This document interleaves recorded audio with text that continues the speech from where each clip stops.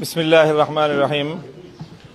আজকে আমাদের 11 দলীয় নির্বাচনী ঐক্যের যে প্রক্রিয়া চলছে, সেই 11 দলের একটা বৈঠক ছিল।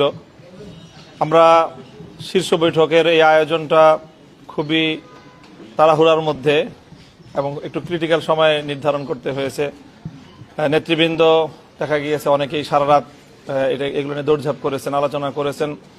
তো রাতের গভীরে সিদ্ধান্তটা ফাইনাল করতে হয়েছে এবং সবাইকে সময় মতো অবহিত করা সম্ভব হয়নি। তো সেই হিসাবে এই জায়গাটায় একটু গ্যাপ ছিল, সবাই সময় মতো উপস্থিত হতে পারেনি। এরপরেও আমরা ম্যাক্সিমাম প্রায় 10টা দলই এখানে উপস্থিত হয়ে এই বৈঠকটা আমরা সম্পন্ন করেছি।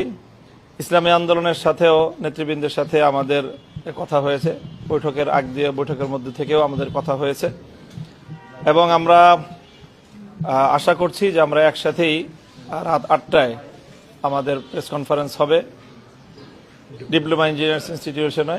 সেখানে ইনশাল্লাহ আমরা আমাদের চূড়ান্ত বক্তব্য যেগুলো সব ঐক্যবদ্ধভাবে আমরা উপস্থাপন করতে পারবো বলে আশা করছি। ইসলামী আন্দোলনের ব্যাপারে আমাদের প্রত্যাশা যে ইনশাল্লাহ আমরা যেভাবে একসাথে শুরু করেছিলাম আমরা একসাথেই সামনের দিকে অগ্রসর হতে পারবো। আমরা এখনো আশাবাদী ইনশাল্লাহ।